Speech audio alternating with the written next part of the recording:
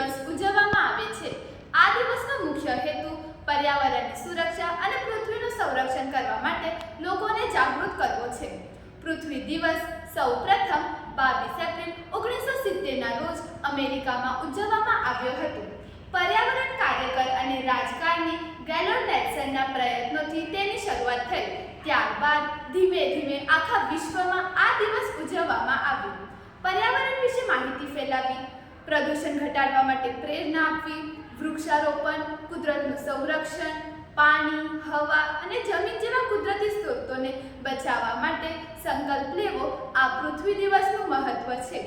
આ દિવસે વૃક્ષારોપણ, સ્વચ્છતા અભિયાન, પર્યાવરણ વિશે કાર્યક્રમો અને રેલી તેમજ પ્લાસ્ટિકનો ઉપયોગ ઘટાડવા માટે શપથ લેવામાં આવે છે।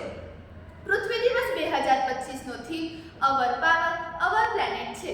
આ થીમનો મુખ્ય હેતુ 2030 સુધી વિશ્વભરમાં નવીકરણ ઉર્જા એટલે કે રિન્યુએબલ એનર્જીની ક્ષમતા 3 ગણું વધારવાની છે। તે સાથે લોકોને ટકાઉ જીવનશૈલી અપનાવવા માટે પ્રેરણા આપવામાં આવે છે, જેમ કે પ્લાસ્ટિકનો ઉપયોગ ઘટાડવો, પર્યાવરણ મૈત્રી વાહન વ્યવહાર પસંદ કરવો અને સ્વચ્છ ઉર્જાને સમર્થન આપવું। આ અભિયાન દ્વારા લોકોને અને સમુદાયોને પૃથ્વી રક્ષા માટે સક્રિય પગલાં લેવા માટે પ્રોત્સાહિત કરવામાં આવે છે। ધન્યવાદ।